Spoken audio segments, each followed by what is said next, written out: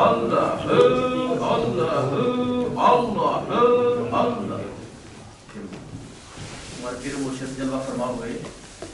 اللہ تعالیٰ آپ کا سایہ تعالی ہمارے سروں کے اوپر قائم و دائم فرمائے. میں درخواست کرتا ہوں خطیب اہل سنت حضرت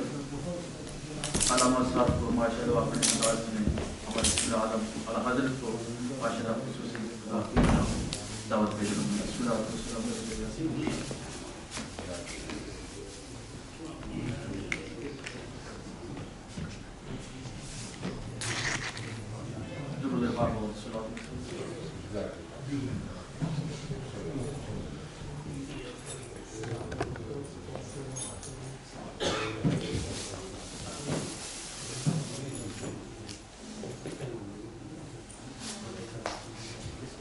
الرحمن الرحیم.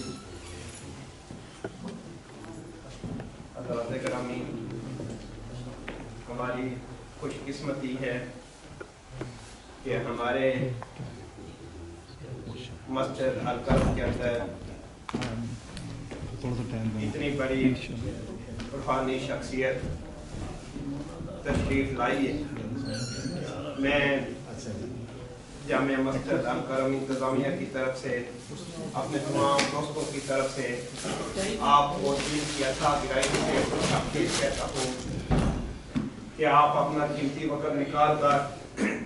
یہاں تشریف لائے. آپ ایسی شخصیت ہیں کہ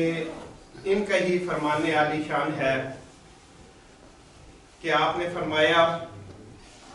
کہ انسانیت کی خدمت سے جو سکون قلب ملتا ہے اس کی کوئی دوسری نظیر نہیں ملتی. اور آپ نے فرمایا کہ اس تاثر کو غلط قرار دیا کہ اسلام کسی نہ کسی شکل میں دہشت گردی کی حمایت کرتا ہے. پاکستانی روحانی پیشوا دربار عالیہ کے سجادہ نشین آپ نے یہ بھی ارشاد فرمایا کہ اللہ کو راضی کرنے کا بہترین طریقہ اس کی مخلوق کی خدمت ہے. اور اگر آپ واقعی سرکار دو عالم صلی اللہ علیہ وآلہ وسلم کو رحمت للعالمین سمجھتے ہیں تو آپ کبھی کوئی ایسی حرکت نہیں کریں گے جس سے دوسروں کو زحمت اٹھانا پڑے. تو اب میں بلا تاخیر آپ کو دعوت خطاب دیتا ہوں کہ آپ اپنی علمی گفتگو سے ہم سب کے دلوں کو منور فرمائیں. نعرہ تکبیر، نعرہ رسالت، سیدی مرشدی، غلام ہیں غلام ہیں غلامی رسول میں جو ہونا عشق مصطفیٰ.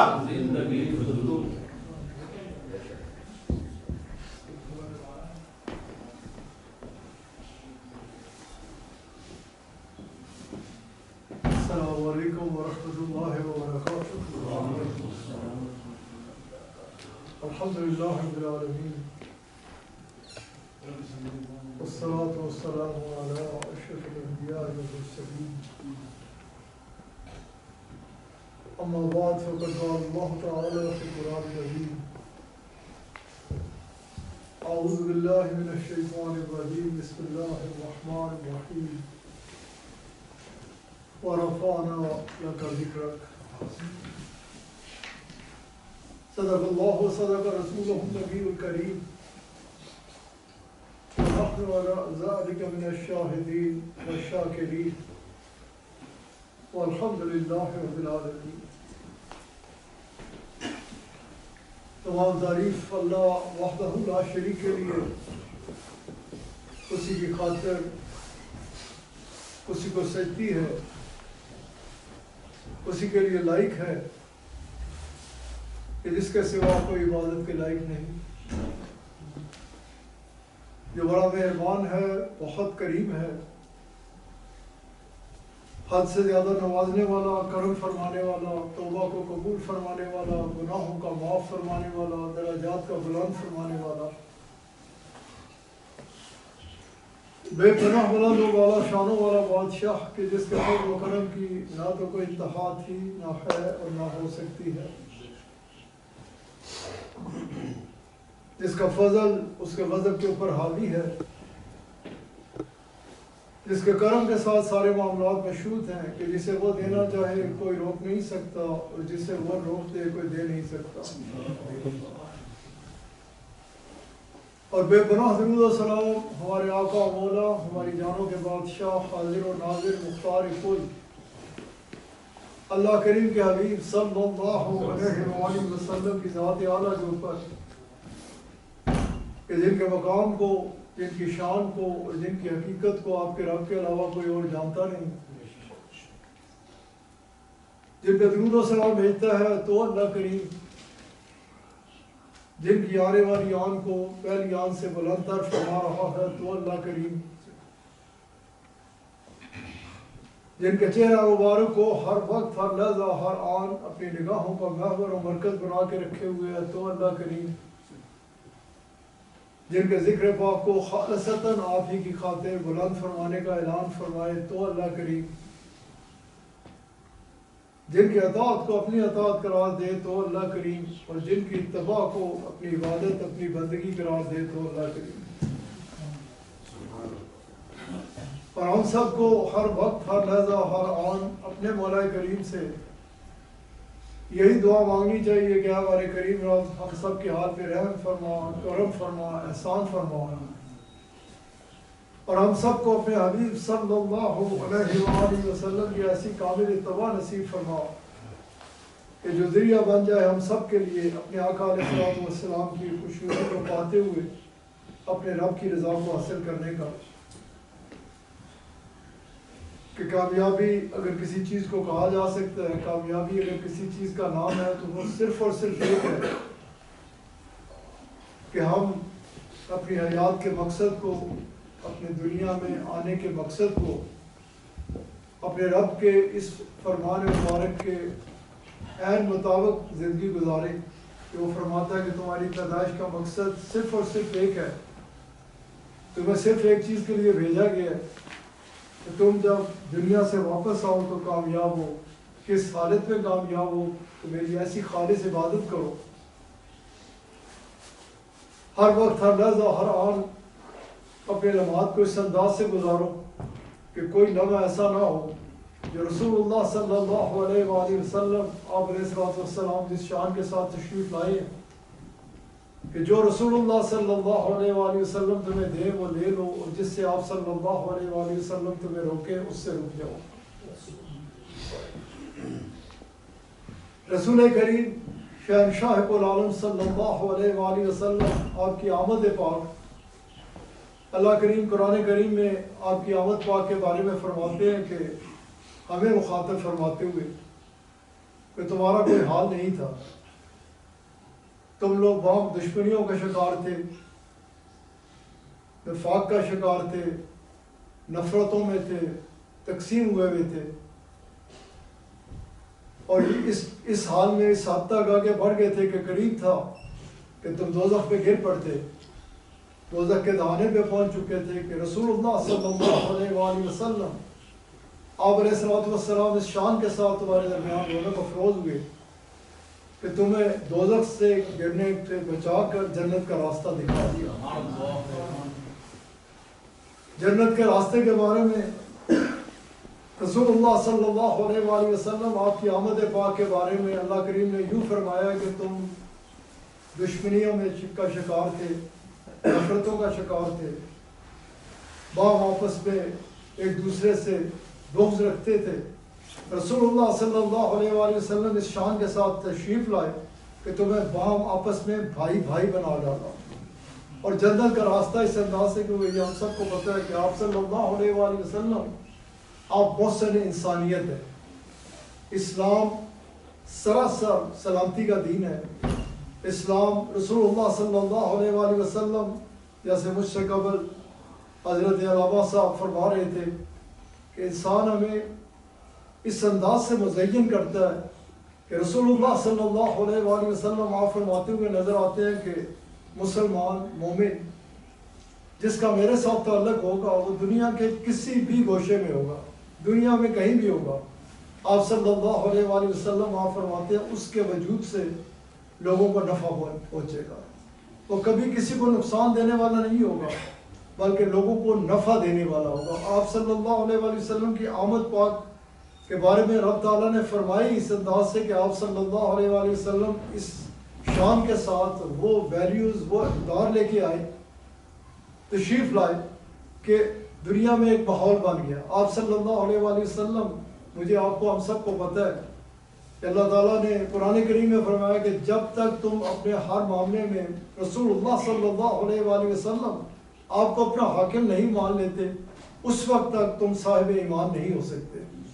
اور رسول اللہ صلی اللہ علیہ وآلہ وسلم نے کس طرح بلاتے ہوئے نظر آتے ہیں ہم سب کو پتہ ہے۔ صحابہ کرام رضوان اللہ تعالیٰ علیہ اجمعین کی عبادات دیکھ کے لوگوں کو کشش محسوس نہیں ہوئی تھی اسلام کی طرف، ان کے کریکٹر کو دیکھ کے، ان کی جو رسول اللہ صلی اللہ علیہ وآلہ وسلم نے تربیت کی کہ وہ مختلف ہو گئے، ان کے وجود لوگوں کو نفع دیتے تھے، وہ کسی کو نقصان نہیں دیتے تھے۔ یہ وہ مقناطیسی طاقت جس کے لیے اللہ کریم نے قرآن کریم میں بھی فرمایا اپنے حبیب علیہ الصلوۃ والسلام کو مخاطب فرماتے ہوئے کہ ہم نے آپ کو یہ جو خلق عظیم عطا فرمایا ہے، یہ جو آپ صلی اللہ علیہ وآلہ وسلم میں کشش ہے وہ یہ ہے کہ آپ عالمین کے لیے رحمت ہے، میں رعوف ہوں آپ بھی رعوف ہیں، میں رحیم ہوں میں نے آپ کو بھی رحیم بنا کر بھیجا ہے۔ آپ صلی اللہ علیہ وآلہ وسلم آپ جہاں ہوتے ہیں لوگوں کے ساتھ انتہائی نرمی شفقت کا برتاؤ کرتے ہیں، یہ کشش ہے۔ اور اس چیز کو ہمیں سمجھنا چاہیے کہ ہمارے اندر دربار رسالت مآب صلی اللہ علیہ وآلہ وسلم سے جو عرفہ و اعلیٰ سب سے بڑا آپ صلی اللہ علیہ وآلہ وسلم رونق افروز ہے، اور آپ صلی اللہ علیہ وآلہ وسلم آپ نے کہا کہ تم جانتے ہو کہ جب یوم حساب میزان کے اوپر تمہارے اعمال رکھے جائیں گے تو سب سے زیادہ بھاری کون سی چیز ہوگی؟ صحابہ کرام رضوان اللہ تعالیٰ علیہ اجمعین نے دربار رسالت مآب صلی اللہ علیہ وآلہ وسلم میں عرض کی کہ یا رسول اللہ صلی اللہ علیہ وآلہ وسلم ہمارا باپ اور ماں پہ قربان، کرم فرمائیے، احسان فرمائیے، ہمیں بتائیے کہ کون سی ایسی وہ چیز ہوگی تاکہ ہم اسے اپنا لیں۔ آپ صلی اللہ علیہ وآلہ وسلم آپ نے فرمایا کہ جب تمہارے اعمال کو تولا جائے گا نا، تہجد بھی رکھی جائے گی، قرآن کریم کی تلاوت بھی رکھی جائے گی، نمازیں بھی رکھی جائیں گی، حج روزہ سب جو تو عبادات کرتے ہو وہ رکھی جائیں گی۔ آپ صلی اللہ علیہ وآلہ وسلم آپ نے فرمایا اس میں جو سب سے بدری چیز ہوگی نا وہ حسن خلق ہوگا، جو تمہارے میزان کو بھاری کر ڈالے گا۔ رسول اللہ صلی اللہ علیہ وآلہ وسلم آپ رونق افروز ہیں، دربار رسالت مآب صلی اللہ علیہ وآلہ وسلم لگا ہوا ہے، اور صحابہ کرام مسجد نبی شریف ہے، ہر ایک کی کوشش ہے کہ زیادہ سے زیادہ قریب آ کے بیٹھے۔ آپ علیہ الصلوۃ والسلام نے جب ان کو اس کیفیت میں دیکھا کہ ہر بندے کی کوشش کیا میرا زیادہ سے زیادہ اسے قرب ملے،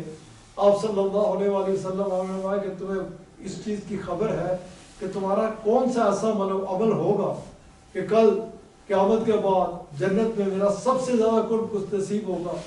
عرض کی کہ یا رسول اللہ صلی اللہ علیہ وآلہ وسلم کرم فرمائیے، احسان فرمائیے کہ وہ کون سا ایسا عمل ہوگا کہ جس سے ہم اپنا لیں جو آپ کے قرب کا باعث بنے ہمارے لیے جنت میں۔ آپ صلی اللہ علیہ وآلہ وسلم آپ نے کہا کہ جو سب سے تمہارے میں سے بہترین اخلاق والا ہوگا نا، جس کی زبان بہت میٹھی ہوگی، وہ میرے سب سے زیادہ قریب ہوگا۔ آپ صلی اللہ علیہ وآلہ وسلم آپ فرماتے ہیں کہ جب تک تم اپنے ماں باپ، اولاد، عزیز و اقارب، مال و اسباب اور اپنی جان سے بھی بڑھ کر مجھے پیارا نہیں جان لیتے، اس وقت تک تم صاحب ایمان نہیں ہو سکتے۔ اب کیا رسول اللہ صلی اللہ علیہ وآلہ وسلم آپ علیہ الصلوۃ والسلام کا کہ یہ فرمودات کیا ہم کسی بھی صورت آپ علیہ الصلوۃ والسلام کے ساتھ اس محبت کا دعویٰ کر سکتے ہیں؟ وہ کھوکھلی محبت ہوگی نا۔ آپ تو ہمیں اس طرح بلاتے ہوئے نظر آئے، آپ صلی اللہ علیہ وآلہ وسلم تو ہمیں یہ راستہ دکھاتے ہوئے نظر آئے کہ مخلوق خدا کے ساتھ حسن سلوک اختیار کرو، خالی مسلمانوں کے لیے نہیں، یہ جو آپ کا فرمان جب قرآن کریم کی یہ آیات مبارکہ اتری نا کہ اللہ تعالیٰ محسنین کو پسند فرماتا ہے، اللہ تعالیٰ دوست رکھتا ہے محسنین کو، احسان کرنے والے کو آپ اللہ کریم پسند فرماتے ہیں۔ صحابہ کرام رضوان اللہ تعالیٰ علیہم اجمعین نے دربار رسالت آپ صلی اللہ علیہ وآلہ وسلم میں عرض کی کہ یا رسول اللہ صلی اللہ علیہ وآلہ وسلم ہمارا باپ اور ماں پہ قربان، کس کو کہا جائے گا کہ واقعی یہ محسن ہے، یہ احسان کرنے والا ہے؟ آپ صلی اللہ علیہ وآلہ وسلم آپ نے فرمایا جس کا پڑوسی اس کے بارے میں کہے۔ اس میں آپ علیہ الصلوۃ والسلام نے کوئی تخصیص نہیں فرمائی کہ وہ مومن ہے، وہ یہودی ہے، وہ عیسائی ہے، اس کا کیا مذہب ہے۔ آپ علیہ الصلوۃ والسلام نے فرمایا جو بھی اس کا پڑوسی، کیونکہ دوسرے مقام پہ آپ علیہ الصلوۃ والسلام ایک حدیث مبارک میں آپ علیہ الصلوۃ والسلام فرماتے ہوئے یوں نظر آتے ہیں، آپ نے پہلے قسم اٹھائی کہ مجھے اپنے اللہ کی قسم ہے کہ وہ مومن نہیں ہو سکتا۔ دوبارہ آپ علیہ الصلوۃ والسلام نے یہی فرمایا کہ مجھے اپنے اللہ کی قسم ہے کہ وہ صاحب ایمان نہیں ہو سکتا۔ تیسری بات رسول اللہ صلی اللہ علیہ وآلہ وسلم آپ نے یوں ہی فرمایا کہ مجھے اپنے رب کی قسم ہے کہ وہ محسن نہیں ہو سکتا، وہ مومن نہیں ہو سکتا۔ صحابہ کرام رضوان اللہ تعالیٰ علیہم اجمعین نے دربار رسالت آپ صلی اللہ علیہ وسلم میں عرض کی کہ یا رسول اللہ صلی اللہ علیہ وسلم ہمارا باپ اور ماں پہ قربان، یہ آپ کس کے بارے میں فرما رہے ہیں؟ آپ علیہ الصلوۃ والسلام نے فرمایا جس کا پڑوسی اس کے شر سے محفوظ نہیں ہے، جو پڑوسی کو تکلیف دیتا ہے، جس کی وجہ سے اس کا پڑوسی پریشان ہوتا ہے۔ آپ صلی اللہ علیہ وآلہ وسلم آپ اس انداز سے پڑوس کے بارے میں فرماتے ہوئے نظر آتے ہیں کہ ہم نے کس انداز سے، کیونکہ ہمارے پڑوس میں کوئی بھی غیر مذہب رہتا ہے اگر وہ ہمارے اعتبار سے، ہمارے اخلاق سے، ہمارے کریکٹر سے ہمیں دیکھے گا کہ ہم کیسے ہیں۔ مجھے جرمنی میں ہمارے ایک ساتھی ہوتے تھے، میرے ہاتھ پہ بیعت کی، ان کو یہی سلسلہ تھا کہ وعدے کیے سارے، جھوٹ نہیں بولوں گا، تکلیف نہیں دوں گا کسی کو، شراب نہیں پیوں گا، جوا نہ کھیلوں گا۔ اتفاق ہے اس کا جو ساتھ تھا وہ ایک غیر مذہب تھا۔ اس بندے نے کہ ہر وقت کوشش ہوتی ہے، ہر وقت اسے دعوت دیتا رہتا ہے کہ تو اسلام میں داخل ہو جائے، تو وہ عیسائی تھا، کرسچن تھا، بارہا مرتبہ اس نے دعوت دی۔ تو ایک دن اس نے اس کے اوپر سوال کیا کہ معاملہ یوں ہے کہ آپ مجھے ہر وقت دعوت دیتے ہو مسلمان ہو جاؤ، جوا میں کھیلتا ہوں، جوا آپ کھیلتے ہو، بدرگاہی میں کرتا ہوں، بدرگاہی آپ بھی کرتے ہو، بد کردار میں ہوں، بد کردار آپ بھی ہو، شراب خانے میں جاتا ہوں، آپ بھی جاتے ہو، جھوٹ میں بولتا ہوں، جھوٹ آپ بھی بولتے ہو۔ میرا آپ سے یہ سوال ہے کہ آپ بتائیں آپ کے دین نے آپ کو کیا دیا ہے، کس وجہ سے میں اسلام میں داخل ہو جاؤں؟ جو حال میرا ہے، مادہ پرستی کا شکار ہوں، دنیا کے علاوہ کچھ بھی نہیں۔ بہت شکریہ۔ ہر وقت ایک ہی چیز ہوتی ہے، اس پہ لگا ہوا ہوتا ہے، آپ بھی اسی میں لگے ہوتے ہو۔ آپ مجھے کچھ بتائیے کہ آپ کے دین نے آپ کو دیا کیا ہے کہ میں بھی اسلام میں داخل ہو جاؤں۔ یہ بات اس کو عرصے سے عیدگاہ سے منسلک تھا، وعدے بھی کیے تھے، آتا محافل میں بیٹھتا، لیکن اس کی دنیا تبدیل نہیں ہوئی تھی۔ یہ سوال ایک غیر مسلم کا جو اس کے اوپر تھا نا کہ تمہارے پاس ہے کیا دین، کہ کون سی تعلیمات ہیں جن کی وجہ سے تم مجھے یہ کہتے ہوئے نظر آتے ہو کہ اسلام میں داخل ہو جاؤ۔ یہ ضرب اس کے دل پہ ایسی لگی کہ اس کی دنیا تبدیل ہو گئی۔ ہمیں عملاً یہ اسلام فوبیا کی کوئی بات کرے، کوئی دہشت گردی کی بات کرے، کتنے لوگ ایسے ہوں گے جو پلانٹڈ رہے یا جو دین کی روح سے ہٹ کر، جو اسلام کی روح کو بلا کر اس طرف جاتے ہیں اور کسی نہ کسی جگہ ادروائز دیکھا جائے، اگر مجموعی صورتحال کو دیکھا جائے تو یہ 1% بھی نہیں ہوں گے، 1% بھی آپ دنیا میں نہیں تلاش کر سکتے۔ میں نے انٹرنیشنل فورم سے بہت جگہ میں بات کی، انہیں بھی جب دعوت دینے کی بات آتی ہے کہ آئیں آپ بھی امن کے لیے بات کریں نا، دنیا تو سب کی ہے، بیٹرمنٹ آف ورلڈ کے لیے آپ کیا کر رہے ہیں؟ ہم سب کو کرنا چاہیے۔ 99.5% یا 6% مخلوق عوام ایسی ہے جو سکون چاہتی ہے، جو اطمینان چاہتی ہے، جو کسی صورت فطرہ نہیں چاہتی، لیکن کیونکہ ہم سائلنٹ میجارٹی، ہم عملی طور پہ کچھ نہیں کرتے، دنیا کی خاطر ہم بہت بھاگ دور کرتے ہیں، دنیا حاصل کرنے کے لیے ہم شب و روز تک وہ دور کرتے ہیں، ہر وقت لگے رہتے ہیں کہ یہ اکٹھا کر لے، وہ اکٹھا کر لے، یہ مل جائے، وہ مل جائے، کمپلیٹلی اس پہ اس انداز سے انوالو ہوتے ہیں کہ ہم میں سے کوئی بھی بندہ ایسا نہیں ہے کہ جس کو یہ کہا جائے کہ کل کسی چیز کی قلت ہونے لگی ہے وہ اس طرف نہیں بھاگے گا، کل یہ نہیں ملے گا وہ اس کی طرف نہیں بھاگے گا۔ اس میں بھی ہم لوگ عقل مند ترین اپنے آپ کو محسوس کرتے ہیں، لیکن جو اصل چیز ہے، جو موت ہے، جس کی طرف جانا ہے، جو آخرت ہے، اور جس کی یہ دنیا کھیتی ہے، جس میں ہم کہتے ہیں کہ مسلمان ہیں، اور ہم بڑے دعوے سے اس کا دعویٰ بھی کرتے ہیں، اور یہ بھی پھر کہتے ہوئے نظر آتے ہیں مسلمانوں کے ساتھ ایسا کیوں؟ اس کی وجہ یہ ہے کہ ہم 2 ارب کے قریب مسلمان ہیں۔ ہم پریکٹیکلی ایسے مسلم بن کے نہیں رہتے کہ جن سے لوگ متاثر ہوں، پھر اگر یہ چھوٹا موٹا پروپیگنڈا ہے وہ خود بخود ختم ہو جاتا ہے، کیونکہ لوگ جس کا پریکٹیکلی واسطہ پڑے کسی کے ساتھ کہ میں گاڑی پارک کر رہا تھا، کہ وہ مسلمان گاڑی پارک کر رہا تھا، میں آیا، اس نے مسلمان نے کہا کہ آؤ میری عمر کو دیکھتے ہوئے یا کسی خاتون کو دیکھتے ہوئے آگے چلا گیا کہیں اور، گاڑی کھڑی کر لو آپ، وہ آپ کو اس کے حلیے کو دیکھے گا، وہ آپ کو مسلمان کو دیکھے گا کہ مسلمان ایسا ہے، وہ 100% اس سے میڈیا پہ کسی بھی جگہ سے اس اسلام فوبیا کے خلاف لے جانے کی وہ کہے گا کہ تیرا پریکٹیکلی ایکسپیرینس ہے۔ وہ جو میں بات کر رہا تھا کہ رسول اللہ صلی اللہ علیہ وآلہ وسلم نے جب فرمایا نا کہ محسن کس کو کہا جائے گا، تو آپ علیہ السلام نے جس کو پڑوسی، کیونکہ 24 گھنٹے کا ساتھ ہوتا ہے، اور پڑوس کے ساتھ بہت، یہ آج کل کچھ عرصہ گزشتہ سے یونائیٹڈ نیشن سے گلوبل ولیج کی بات ہوئی، ہیومن رائٹس کی بات ہوئی، ہمارے نبی پاک علیہ السلام نے 1500 برس قبل ہم کو سب اس پڑوس میں ایسے اس انداز سے جکڑ دی ہے نا، ایک کے ساتھ دوسرا پڑوس، دوسرے کے ساتھ تیسرا پڑوس، اور اس خوبصورت طریقے کے ساتھ ہیومن رائٹس کے حوالے سے، خالی ہیومن رائٹس کے حوالے سے نہیں، ہمارے نبی پاک علیہ السلام تو وہ ہے کہ تشریف لے جا رہے ہیں، ادھر دیکھتے ہیں خچر ہے، اس کے حصے کا پر نشان پڑا ہوا ہے اور خون نکل رہا ہے۔ جنت کے راستے کی آپ بات کر رہے تھے، آپ صلی اللہ علیہ وآلہ وسلم، آپ نے کہا کہ اس بے زبان کو اس انداز سے مارنے والا کبھی سوچ بھی سکتا ہے کہ اللہ اس سے راضی ہوگا اور جنت کی خوشبو بھی پائے گا؟ اگر ہم پریکٹیکلی اس پہ حضرت بات کی، اسی پہ جمعے کے دن بہت تھوڑا ٹائم ہوتا ہے اسی پہ، کہ ہم جب دنیا میں اس طرح انوالو ہوتے ہیں کہ میری اولاد کے لیے یہ ہو جائے، میرے اپنے لیے یہ ہو جائے، یہ اکٹھا کر لوں،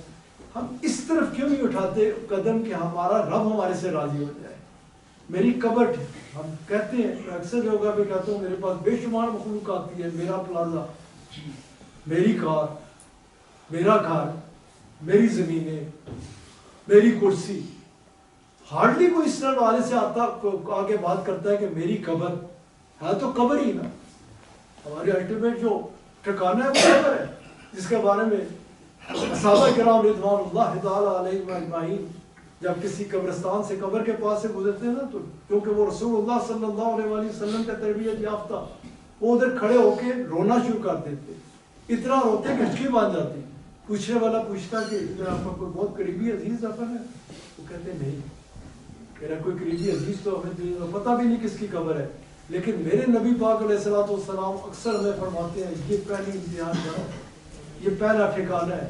ادھر جا کے جو کامیاب ہو گیا ادھر آگے وہ کامیاب ہے۔ اس کے لیے پریکٹیکلی ہم سب کو چاہیے یہ کہ ہم اپنے آقا علیہ السلام کی ان تعلیمات کو اپنائیں کہ جس کے ذریعے سے، کیونکہ اسلام ایک مکمل ضابطہ حیات ہے،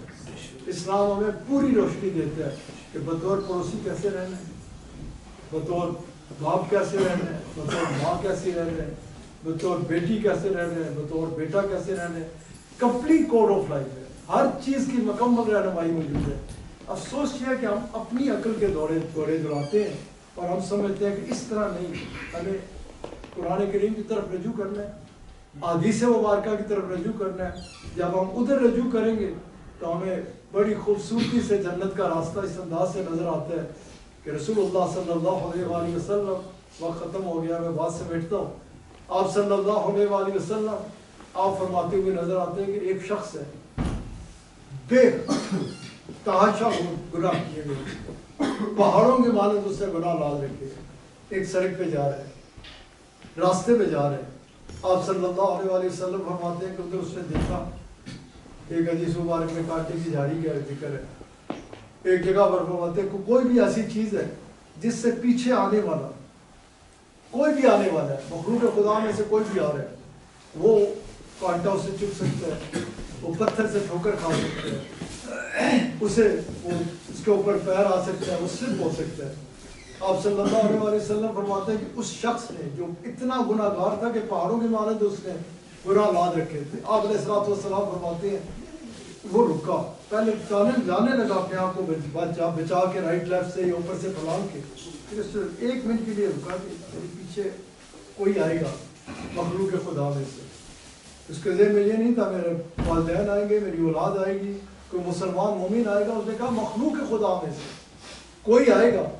اسے وہ اس پہ سلپ ہو سکتا ہے, یہ کانٹا اسے چپ سکتا ہے, اس پتھر سے وہ ٹھوکر کھا سکتا ہے. آپ صلی اللہ علیہ وآلہ وسلم آپ فرماتے ہیں اس نے وہ چیز جو کسی کو نقصان پہنچا سکتی تھی اٹھائی, وہ سائڈ پہ رکھی. آپ علیہ الصلوۃ والسلام تیرے اور میرے نبی پاک علیہ الصلوۃ والسلام فرماتے ہیں پھر اس نے ارادہ کیا اپنے سفر پہ آگے جانے کا. آپ نے وہاں اس پہ پیر اٹھایا, زمین پہ اس کا پیر بعد میں پڑا, قدم زمین پہ بعد میں پڑا. آپ علیہ الصلوۃ والسلام فرماتے ہیں میرے رب نے اس کے تمام گناہوں کو معاف کر دیا. جب گناہ معاف ہو گئے تو اللہ راضی ہوا تو کیا ہوا, جنت کا راستہ مل گیا, جنت کی طرف چل پڑا. ایک پتھر, ایک کیلے کا چھلکا, ایک کوئی کیل, ایک کوئی کانٹا ہٹانے کے باعث ہمارا دین ہمیں یہ کہتا ہے کہ ایک اس عمل سے اللہ راضی ہو جاتا ہے. دوسری حدیث مبارکہ آپ صلی اللہ علیہ وآلہ وسلم آپ فرماتے ہیں کہ ایک عورت ہے, وہ بھی اسی طرح گناہ گار ہے. یہ تو ہوگی تھی نا بعض انسانوں کی. آپ علیہ الصلوۃ والسلام فرماتے ہیں کیونکہ آپ محسن انسانیت کے ساتھ ساتھ آپ عالمین کے لیے رحمت بن کر تشریف لائے. آپ صلی اللہ علیہ وآلہ وسلم آپ فرماتے ہیں کہ ایک خاتون تھی, اس کا بھی حال یہی تھا کہ بہت زیادہ گناہ گار تھی, حد سے زیادہ اپنی جان پر اس نے ظلم کر رکھا تھا. آپ صلی اللہ علیہ وآلہ وسلم فرماتے ہیں وہ جنگل میں جا رہی تھی, اس نے دیکھا کہ ایک کنواں ہے, اس کے کنارے پہ ایک پیاسا کتا ہے, پیاس کی شدت ہے, زبان لٹک رہی ہے, پانی کے اندر جھانکتا ہے لیکن نکالنے کی طاقت نہیں رکھتا. بالٹی موجود ہے, رسی موجود ہے, لیکن کتا ہے, اس کے پاس نہیں طاقت کہ وہ بالٹی بھر کے نکال لے گا. آپ صلی اللہ علیہ وآلہ وسلم فرماتے ہیں وہ عورت جس کے گناہوں کا کوئی حساب ہی نہیں تھا, بہت گناہ گار عورت, اسے اس کتے کے اوپر ترس آیا, رحم آیا اس کے دل میں. اس نے کہا چلو میں آگے بعد میں چلی جاؤں گی, اس کی پیاس کو دیکھ کے کہ کیوں نہ میں اسے پانی پلا دوں. آپ صلی اللہ علیہ وآلہ وسلم فرماتے ہیں وہ عورت رکی, اس نے وہ بالٹی پانی میں ڈالی, بھر کے باہر نکالی, پیاسے کتے کو پانی پلایا. آپ علیہ الصلوۃ والسلام فرماتے ہیں اس کے بعد اس نے پیر اٹھایا, وہی جو آپ نے اس مرد کے بارے میں فرمایا تھا, فرماتے ہیں اس نے پیر اٹھایا جدھر جا رہی تھی ادھر جانے کے لیے, اس کا پیر زمین پہ بعد میں پڑا. اس کتے کو, پیاسے کتے کو پلانے والی, پانی پلانے والی عورت کو آپ علیہ الصلوۃ والسلام فرماتے ہیں اللہ تعالیٰ نے اس کے تمام گناہوں کو معاف فرمایا. اللہ تعالیٰ اس سے راضی ہو گیا. رب کی رضا حاصل, کسی نے دربار رسالت امام صلی اللہ علیہ وآلہ وسلم میں عرض کی کہ سب سے شارٹ کٹ رستہ اللہ تک پہنچنے کا کون سا ہے, یہ رضا حاصل کرنے کے لیے سب سے تیز رستہ کون سا ہے کہ فٹافٹ وہ راضی ہو جائے. آپ علیہ الصلوۃ والسلام نے اس کی مخلوق ہے, تم اس کے ساتھ رحم کرو, تم زمین والوں کے اوپر رحم کرو, اللہ تعالیٰ تمہارے اوپر رحم کرے گا. سبحان اللہ.